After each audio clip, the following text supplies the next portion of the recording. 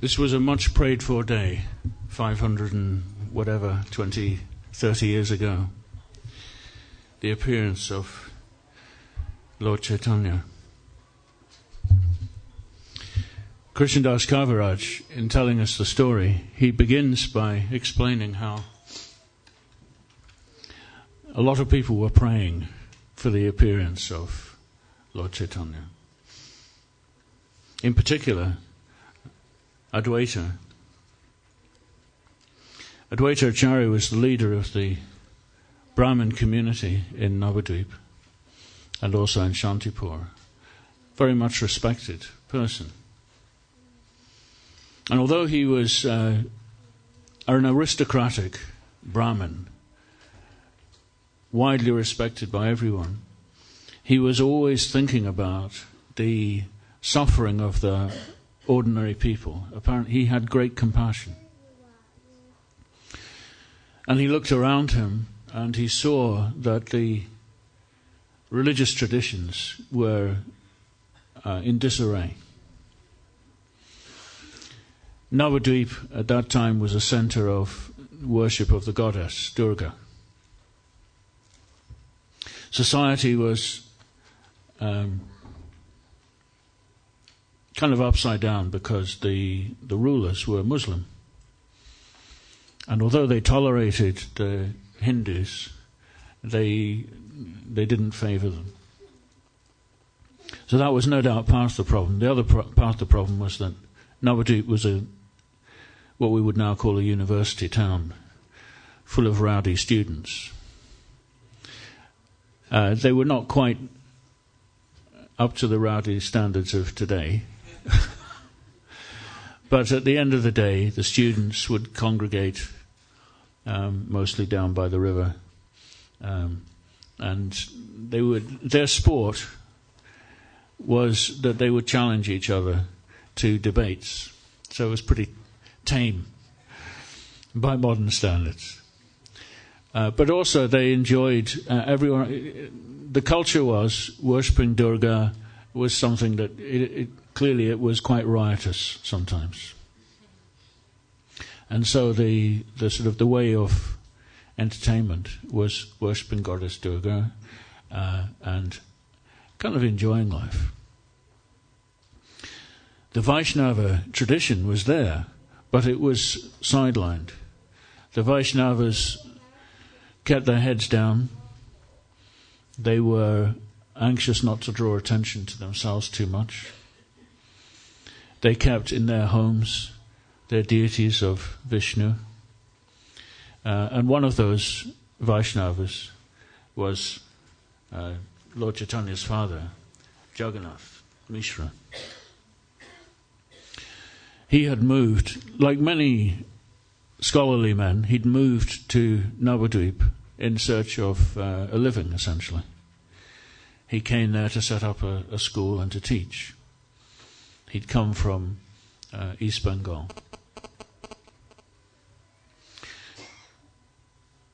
So Navadvip was a thriving town where the Vaishnavas were sidelined, and the leader of all the Vaishnavas was Advaita. And he was praying to the Lord, please do something to re-establish, to remind people of the true teachings of Vaishnavism, which they've lost sight of. And he also adopted as a friend and as a highly respected person, he adopted Haridas. Haridas, whom we, every day when we bow down at the end of the arati and so on, we repeat the name Namacharya Srila Haridas Thakur. Haridas has a very important role in our tradition. He's been given the title Namacharya.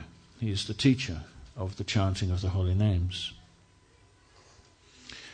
But what's interesting about Haridas is that he was born a Muslim. So he's very relevant, really, for the modern Krishna consciousness movement. That he was not born into a Vaishnava family, although some people say, actually, that he was in some way related to a Vaishnava family, but the main account we get of Haridas is that he was a Muslim. But he was very attracted to chanting. And as a result of that, there's an amazing story of how Haridas attracted the wrong kind of attention from the local Muslim ruler. The Muslim rulers were prepared to tolerate Hindus practicing their religion, but of course for a Muslim to convert and become a Hindu was intolerable to them. So he was persecuted in the most horrible ways. But because of the strength of his faith, he survived that. Krishna protected him. And eventually, Advaita took Haridas under his shelter, and then he was safe. Because everyone, the whole community respected Advaita. So he provided Haridas with a bhajan kutir, little cottage where he could chant. And there's a celebrated occasion in which when Advaita wanted to teach the community that, look, it doesn't matter if someone comes from what is considered to be a degraded background. If that person is chanting the names of Krishna, I respect that person as the best of the Brahmins. So there was every year there was a traditional event. Offering was made at a festival, and on that occasion the tradition was that the most elevated Brahmin present would be invited to make the offering. And Advaita made this point by inviting Haridas to that event. And Haridas preached wonderfully about the power of the chanting of the holy names. So Haridas was living with Advaita, and together they were praying for the appearance of the Lord in some way or another to come into this world. Then there were others that were praying, particularly Jagannath Mishra and Sachimata. They were married and they wanted to have children. One after another, Sachimata had 8 daughters, and all of them died when they were very young, which is not so unusual in those days, even in this country. You know, people had big families because half the children probably wouldn't make it beyond 6 or 7 years old.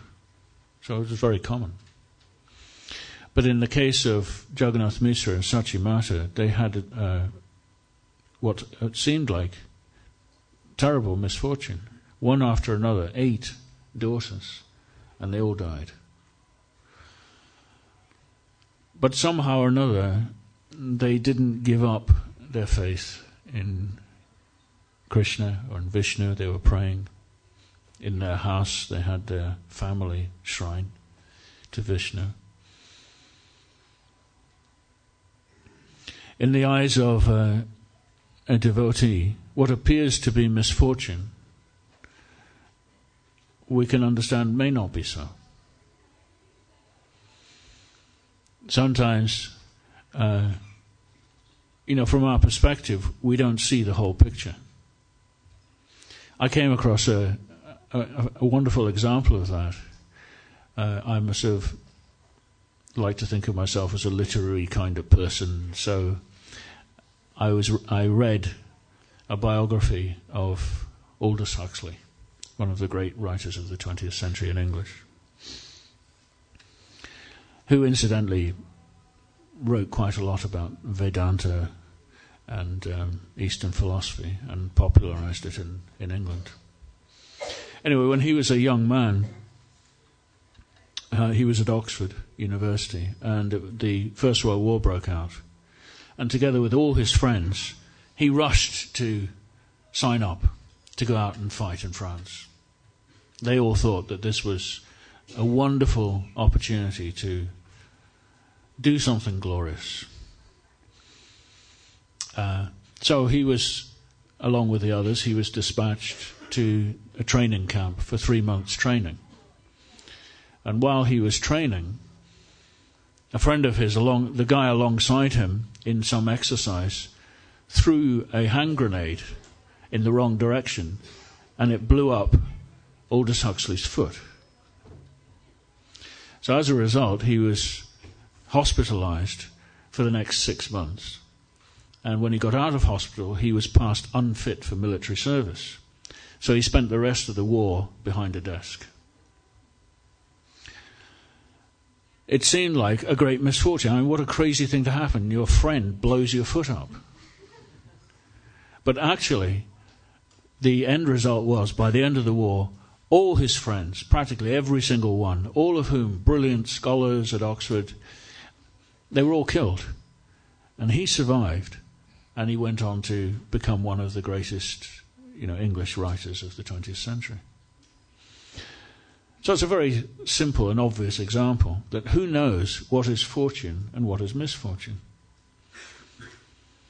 If I have faith that Krishna is my protector, then I don't have to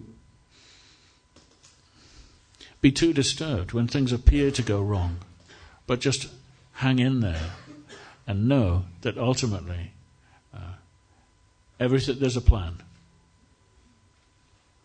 So this was the case with Jagannatha and Sachimata. They undergoing these terrible misfortunes. Sachimata didn't give up faith. She continued to pray. And so her 9th child turned out to be a healthy boy. And his name was Viswarup. And then shortly after that, a year or so later, another child was born, who was Lord Chaitanya.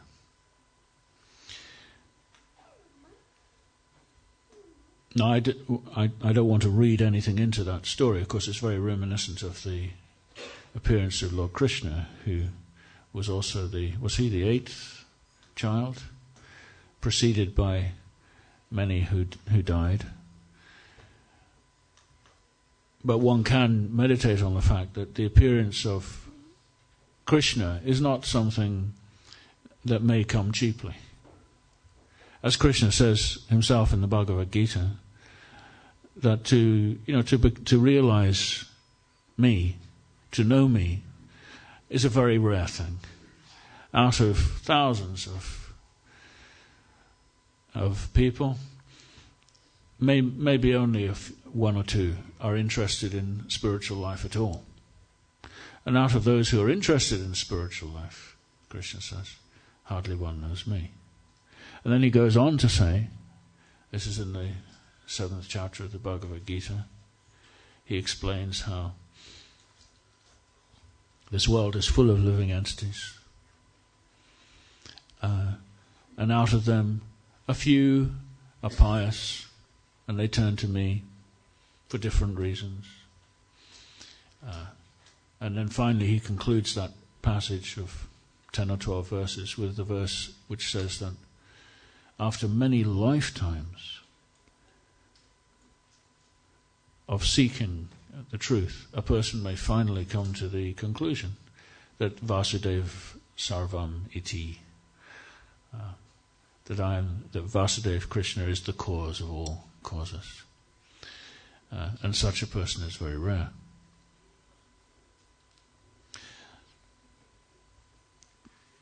So therefore, we should know that Krishna consciousness, spiritual realization, is not a cheap thing.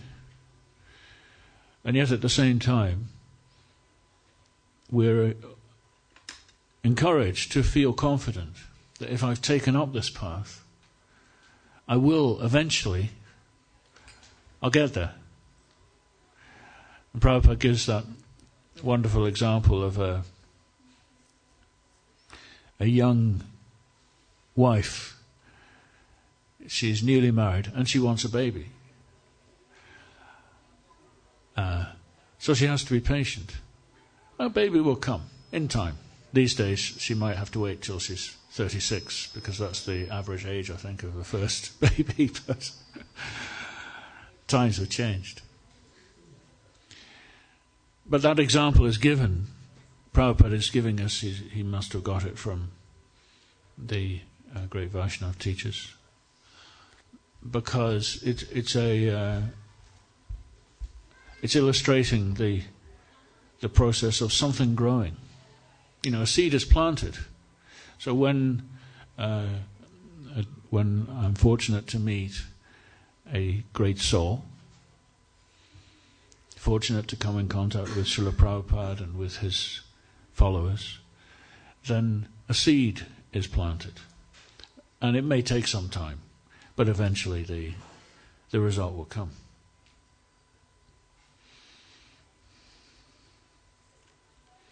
So I'd like to just tell you this story a little bit, to remember how Lord Chaitanya was born.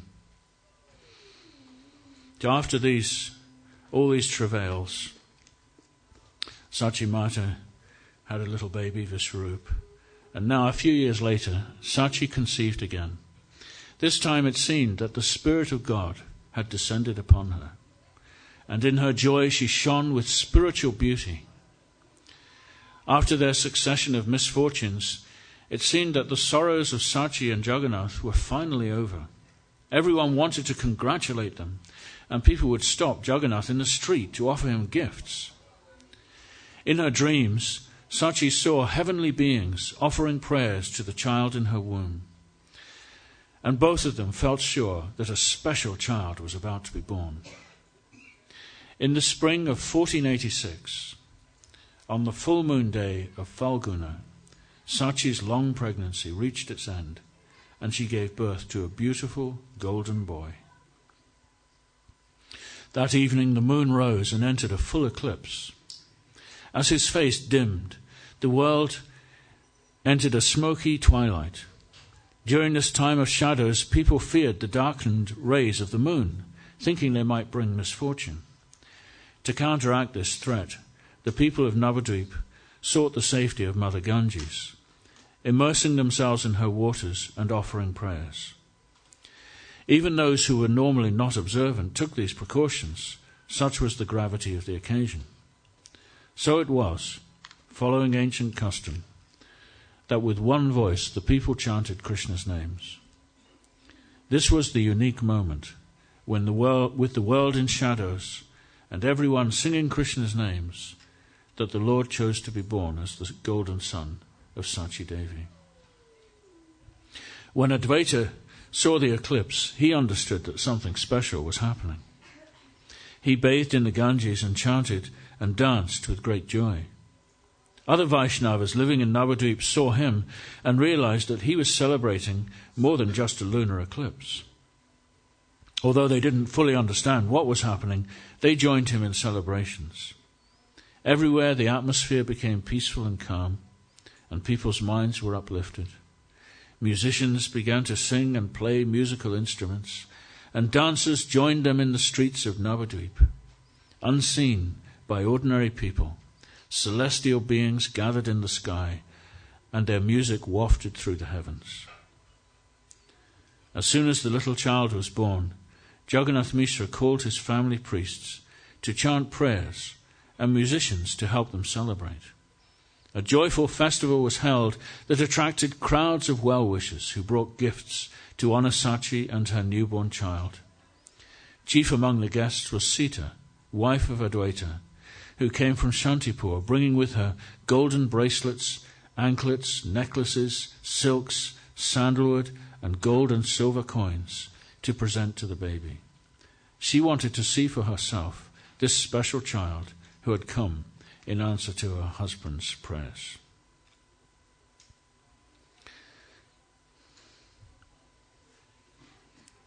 A regular stream of friends and relatives started visiting the young mother and child. They noticed a wonderful thing. If Nimai would start to cry, they would chant the names of Krishna, and he would immediately fall silent and smile blissfully. However, if they stopped singing, he'd start to cry again. Soon they understood what he wanted. They should sing God's names, and this they gladly did, clapping their hands and singing until the air was filled with the sound of Hari Hari. The ladies who chanted Krishna's names gave the golden-limbed child the name Gaura Hari, the Golden Lord. So from the beginning of his appearance,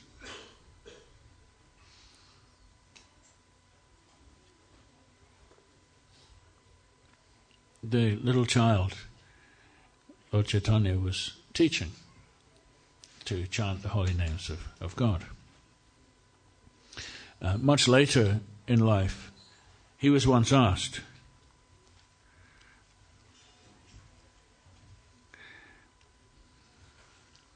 when Lord Chaitanya was, after he took sannyas, he moved to Jagannath Puri, and the visitors used to come to see him from Navadvip. They missed him, his company, so each year they would come to spend some time with him. And when it was time to return, one of the devotees was a householder. He wanted to get some special teaching. So he asked Lord Chaitanya, how should a householder practice Krishna consciousness? So Lord Chaitanya replied, always chant the holy name of Krishna and serve the Vaishnavas.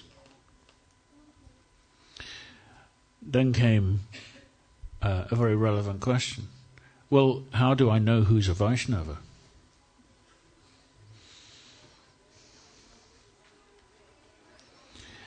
And Lord Chaitanya's answer is very simple. Anyone who ceaselessly chants Krishna's name should be honored as the best of persons. No other spiritual practice is necessary, for Krishna's name destroys all sins and makes everything complete.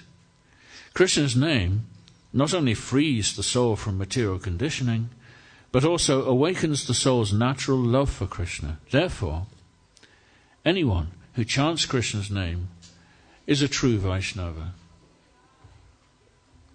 So I think it's wonderful that so many people are chanting Hare Krishna nowadays. Personally, I'm less concerned which particular sampradaya they claim to belong to, but they're chanting Hare Krishna. I think now on Oxford Street there's several different kirtan parties come, and nobody knows quite where they come from, but they go up and down Oxford Street singing Hare Krishna. So according to this basic criterion, anyone who sings Krishna's name, who's somehow, got some attachment for Krishna's name, that person is a Vaishnava. However, this householder, I was going to say he's not satisfied, he asked another question, but according to this account, he didn't ask the question, but Lord Chaitanya gave him more information. Among Vaishnavas, he said, the one whose mere presence inspires others to chant Krishna's name is the best of all. Now, I heard this story from Srila Prabhupada, and I like telling this story, so I probably told it to some of you before. When Prabhupada was staying in Bury Place, he used to walk in Russell Square. It's a short walk from the temple. So one morning we went off with Prabhupada, following him to Russell Square. We went up the road that runs alongside the British Museum, and there's some hotels along that road. And as we were walking early in the morning, there was a cleaner out on the hotel steps halfway up who was mopping the steps. And he saw these Hare Krishna people coming along, and he just called out, "Hey, Krishna!" Something like that. In a sort of joking, kind of jocular, slightly mocking, but friendly way. And of course we had Prabhupada in the midst of us. There were only probably 4 or 5 of us, and Prabhupada was in the middle, and Prabhupada always had a great sense of dignity. So he didn't joke back on that occasion. Sometimes he might, but on that occasion he didn't. He just held his head up, chanting Hare Krishna, walked past. And then when we got to the end of the road, he stopped. He turned around and he quoted this story. He said, "Who is a Vaishnava? Anyone who, when others see that person, they chant Krishna's name, that is a Vaishnava." So ever after that, I always remembered that, if I would go, I don't do it nowadays, I've fallen, but I used to always wear a dhoti and a shaven head and tilak. And whenever I would go from A to B, I would always try and go the busiest route. So as many people as possible would see me, and maybe some of them might go, "Oh, there's a Hare Krishna person."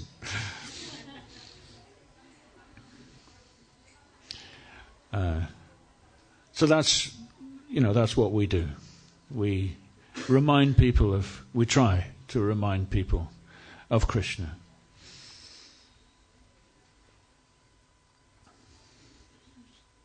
And the process of chanting Krishna's name is very universal. I wanted to just remind ourselves of one of the verses. As you might know, Lord Chaitanya only wrote 8. He wrote one poem of 8 verses. As far as I know, he didn't actually write it down. Somebody else must have written it down, but he used to recite this Shikshastakam. And it's always been extraordinary to me that such a great erudite person as Lord Chaitanya, after all, when he was a young man, he was famed for his scholarship. And people came from far and wide to study as his students, yet he didn't write any books. Very salutary reminder for those of us who aspire to be writers. He just recited one poem, and the second verse is about the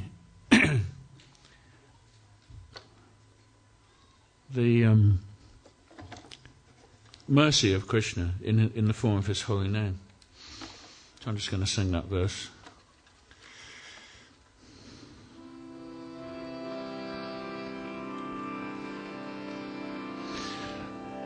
Nam namakari bahuda nija sava shaktis tatrapita niyamita smaranena kala. Nam namakari bahuda nija sava shaktis tatrapita niyamita smaranena kala. Etadrisi tava kripa bhagavan mamapi durdaivam ihajani nanuraga. Etadrisi tava kripa bhagavan mamapi durdaivam idrisam ihajani nanuraga.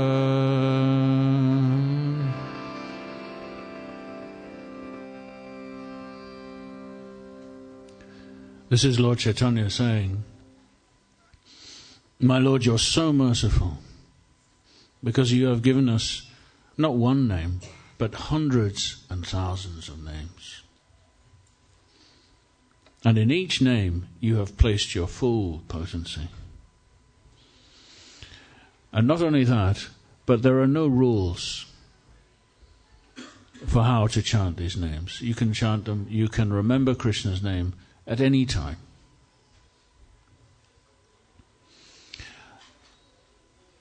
Then Sri Chaitanya goes on to say, however, your mercy is so wonderful, but I am so unfortunate that I have no attraction for chanting these names."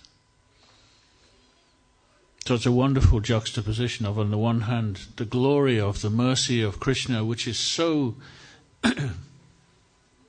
unlimited, that he has given, so many names. Very important for our tradition, because we Vaishnavas, we're not narrow, we don't exclude different people's faith and different names of God. Any name. Once a nun came to visit Prabhupada in his room in Bury Place in 1972, and she had lived in a small little community just around the corner from the temple. 4 nuns had established a sort of a city centre small community. And she used to see the devotees chanting their rounds in the mornings in Bury Place. We'd heard, Prabhupada had told us, it's very auspicious to circumambulate the deities. But we couldn't because, the building was a terraced house. So what devotees did was go out the front door, turn right, and just keep turning right till you get back to the front door. Which meant actually we were circumambulating, St. George's Church, the occult bookshop on the other end of the block, the hotel next door, and the pub. But in the middle of all those was Krishna, which is a wonderful demonstration, actually, of how Krishna can be found in the midst of any place. You can find Krishna. So she used to see devotees every morning. She'd see this procession of devotees going, for hours, round and round. If you couldn't stay awake chanting your rounds, the temple room was too small to walk up and down, so you just went and walked round the block. And it fascinated her, because she could see that they had beads in their bags. And she was one of those nuns that wore a long habit, like most did in those days. And she had a cord tied around her waist, and hanging from the cord was a long string of wooden prayer beads, rosary beads. So she came to see Prabhupada, and immediately she wanted to know, tell me about the chanting. What are you thinking when you're chanting Krishna's name? What does it mean? And Prabhupada had a wonderful conversation with her. It's available in the archive, in which he just completely accepted that. He asked her, well, what mantra do you chant? And she said, well, I chant, Lord Jesus Christ, have mercy upon me, a sinner. And Prabhupada said, very nice. And on that basis, they discussed the virtues of chanting Krishna's name. And whenever such situations arose, also Prabhupada, he advised his disciples at one point I think they were in Iran. He said they could go on the street and chant the names of Allah, because otherwise they'd get into trouble. So he did have actually a very broad approach to other people's faith. And he always said, we're not asking people to convert from being Hindu or Christian or Muslim, but just to become lovers of God. And that's here in this verse which Lord Chaitanya wrote. My Lord, you have unlimited numbers of names, and in each and every one you have invested your full potencies. But then comes the perpetual lament of the Vaishnava, and Lord Chaitanya is playing the role of a humble devotee, that my misfortune is I'm not attracted to chanting your names. That's my misfortune.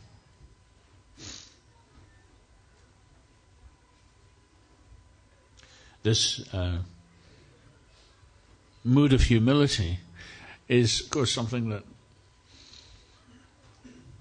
we sometimes like to talk about, but humility is not such an easy thing. Pride is a very easy thing in this world, false pride. But the wonderful arrangement of Krishna is material life teaches you humility. In the course of living in this world, as Krishna says in the Bhagavad Gita, it's a very hard place. the material nature is very difficult to overcome, full of disappointments. And we set out with such grand plans in life. And one by one, all the big plans are dismantled by the force of time. And the once beautiful material body starts to deteriorate. Families get into trouble and break up. People fall out. And generally speaking, the world is full of disillusioned idealists. So we're lucky that, although we come into this world, we're told that we come into this world, wishing to lord it over the material nature, but it kind of gets knocked out of you in the end. And so we're forced to learn humility. Yeah. At least if one has any common sense at all, one will learn to be humble in the face of insurmountable nature.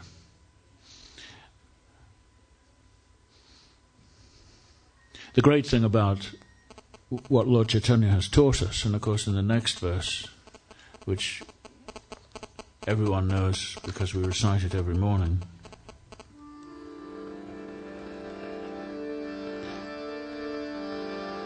Trinadapi sunichena charo rivasahisnuna amanina manadena Kirtaniya Sadahari.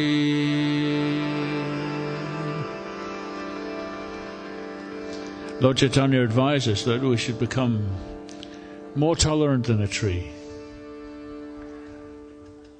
Feel ourselves lower than a straw in the street. I remember Prabhupada in this room here once, he was telling us how to preach. He said it's very simple. You take a straw and put it in your mouth, and you go and knock on a person's door with a straw in your mouth. You say, "My dear sir, you are so wonderful. You are so successful. Everything great. Please, just forget everything you've learned and surrender to Krishna." This is the way to preach. That's very easy. Anyway, this is such an essential teaching of Lord Chaitanya. And perhaps that's one of the... we're not supposed to speculate, but it seems like that must be one of the reasons he didn't write any books. He could have written volumes and volumes of books. Many people did in his day. But he didn't. All he wanted to do was to chant Krishna's name. And he taught us this beautiful verse. And actually the mood of humility runs all the way through the Shikshastakam prayers. But this particular verse encapsulates it. If I can feel myself, Shri Shri Radha Gokulananda ki jai.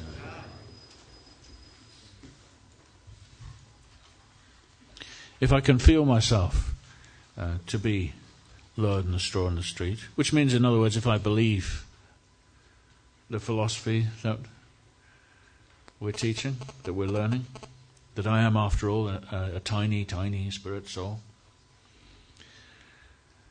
And if I can remember that next time things go wrong, that I'm a tiny spirit soul, but I'm an eternal spirit soul, an imperishable spirit soul, and I've embarked on this path of Krishna consciousness, and like the young mother, she's going to have her baby. Or Prabhupada says, in the middle of the night, if you want the sun to rise, it won't rise, but it will come.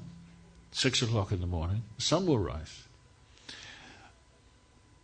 And so we have a very glorious sort of future awaiting us.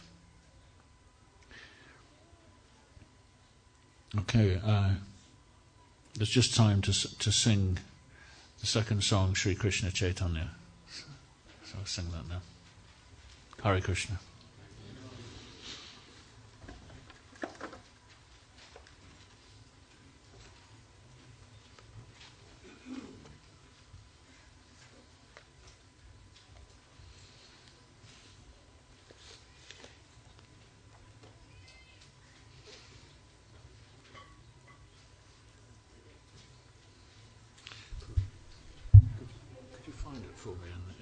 Sri Krishna Chaitanya is in there somewhere.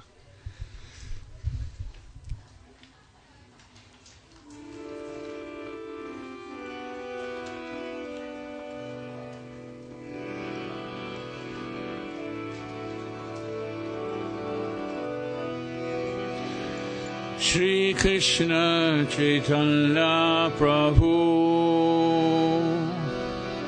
Daya Karo More Shri Krishna Chaitanya Prabhu Daya Karo More Toma Vina Ke Dayalu Jagat Samsare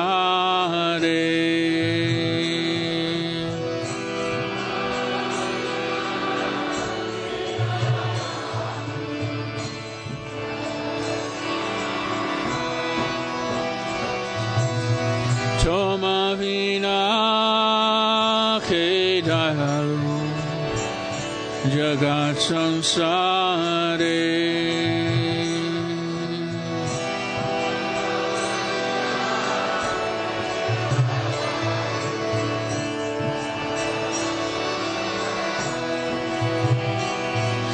Shri Krishna Chaitanya Prabhu Daya Karo More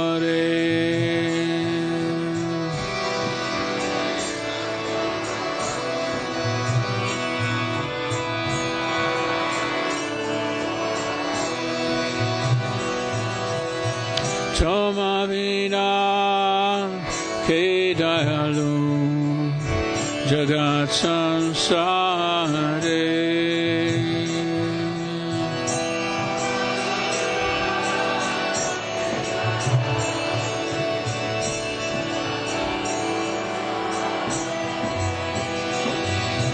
Ha Prabhu Nityananda Premananda Sukhi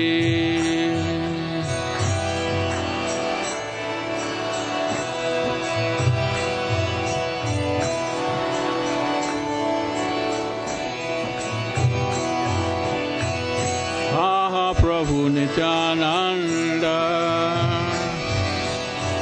Premananda Sukhi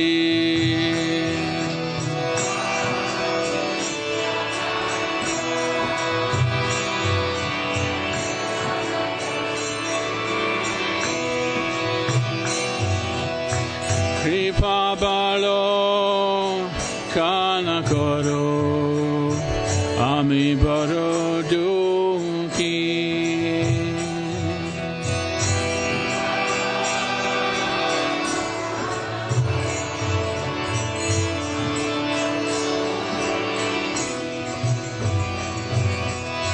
Kripa Balo Kana Koro Ami Baro Dukhi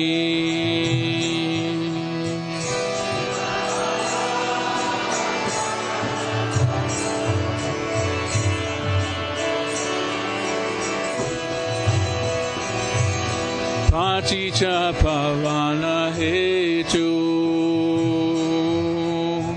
Tavavatara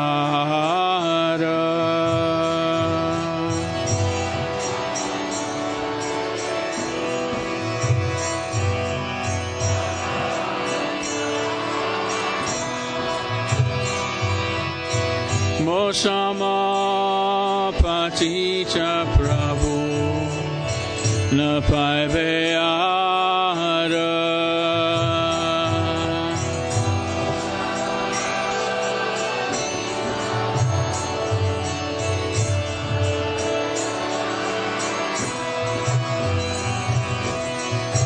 Sama Paticha Prabhu Napaiveara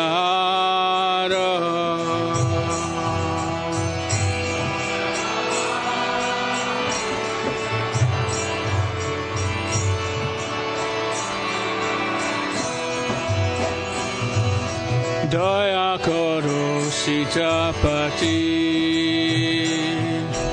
Advaita Gosai.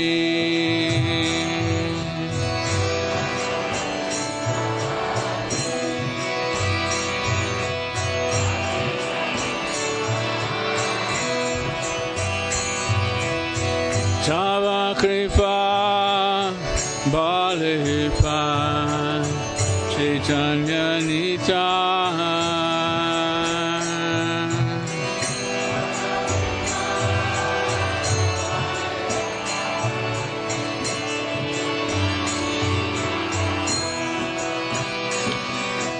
Ha Ha Swarup Sanatan Rupa Raguna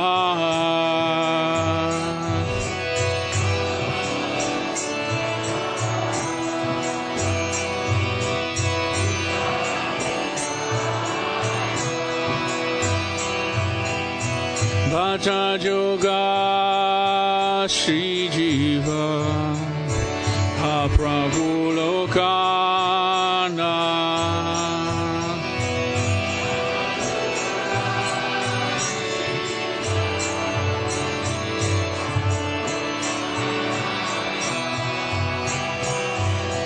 Daya Koro Shri Acharya Prabhu Srinivas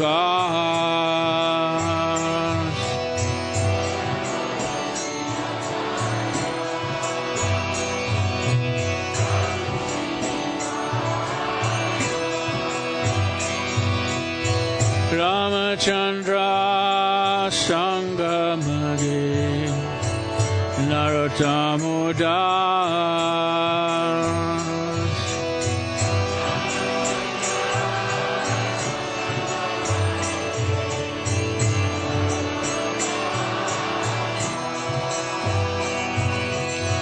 Shri Krishna Chaitanya Prabhu Daya Karo More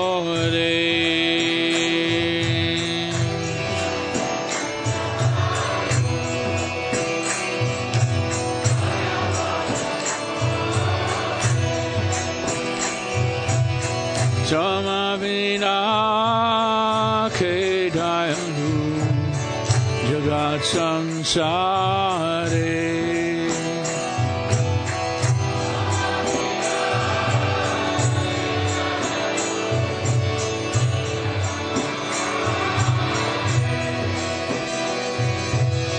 Samavina Ke Dayalu Jagat Sansare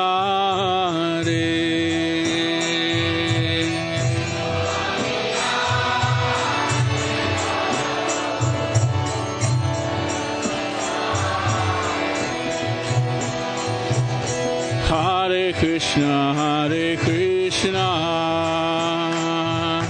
Krishna Krishna Hare Hare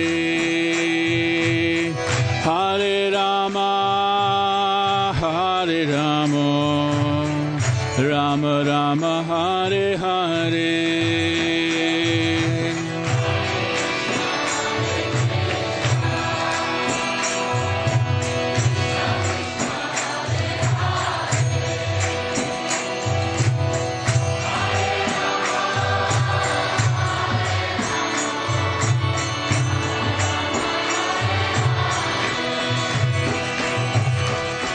Hare Krishna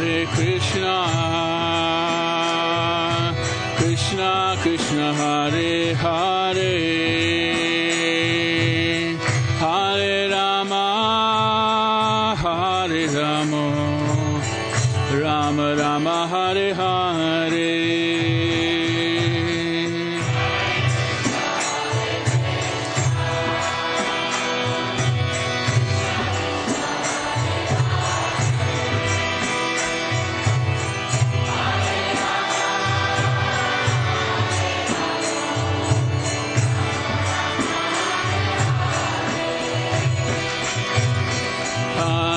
Krishna Hare Krishna Krishna Krishna Hare Hare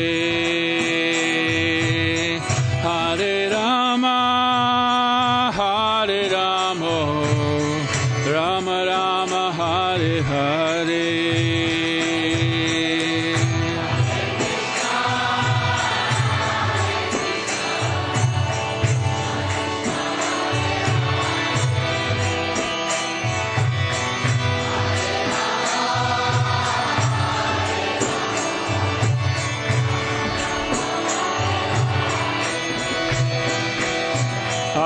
Krishna, Hare Krishna, Krishna Krishna, Hare Hare, Hare Rama, Hare Rama, Rama Rama, Hare Hare.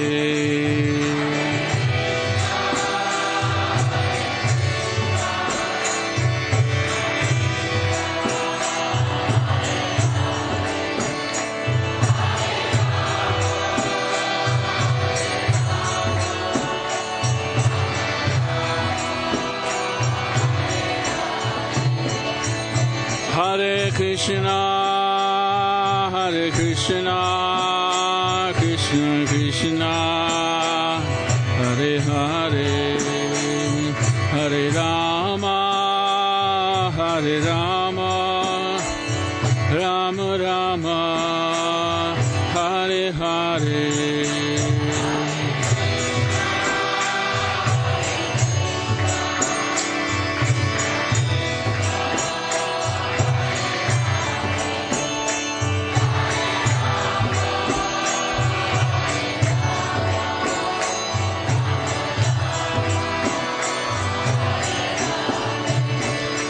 Hare Krishna, Hare Krishna, Krishna Krishna, Hare Hare, Hare Rama, Hare Rama, Rama Rama, Hare Hare.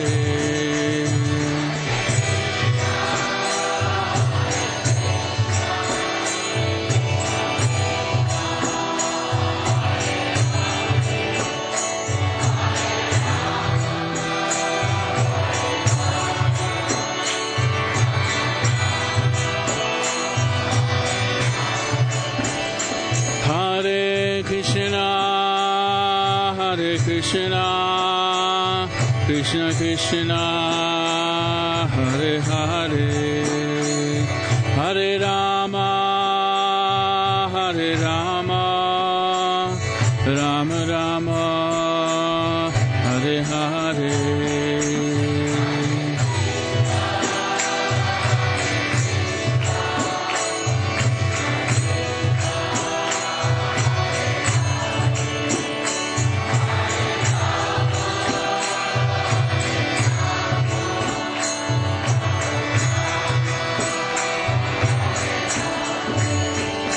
Hare Krishna, Hare Krishna, Krishna Krishna, Hare Hare, Hare Rama, Hare Rama, Rama Rama, Hare Hare.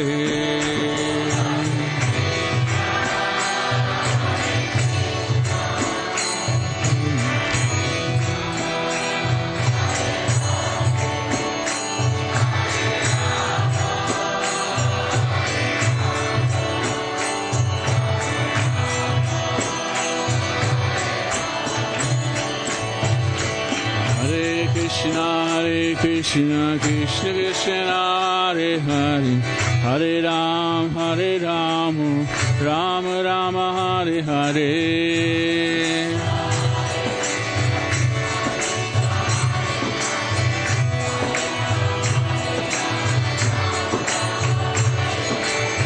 Hare Krishna, Krishna Krishna, Hare Hare, Hare Ram, Ram Ram, Hare Hare.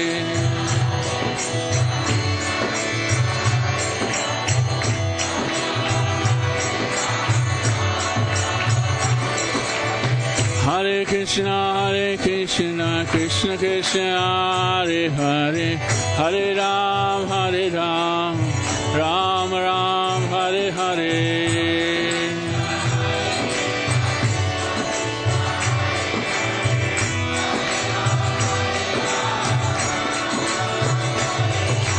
Hare Krishna, Krishna Krishna, Hare Hare, Hare Ram, Ram Ram, Hare Hare.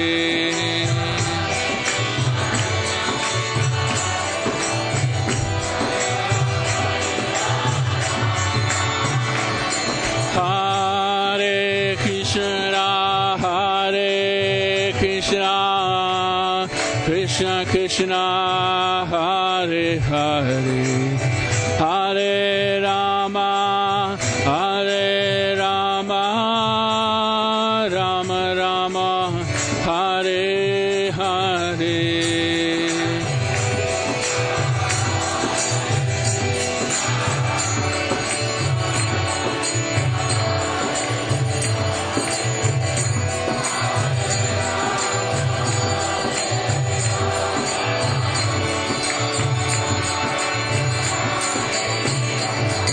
Haribo, Haribo,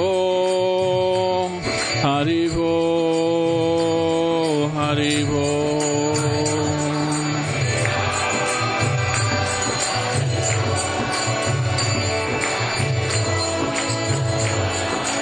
Nichai go Haribo, Haribo, Haribo, go Haribo.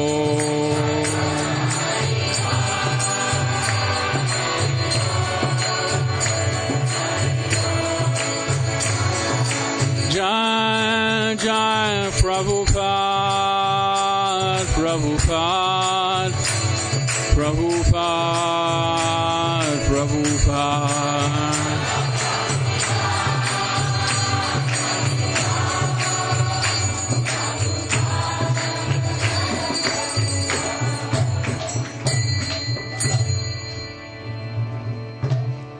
Srila Prabhupada ki.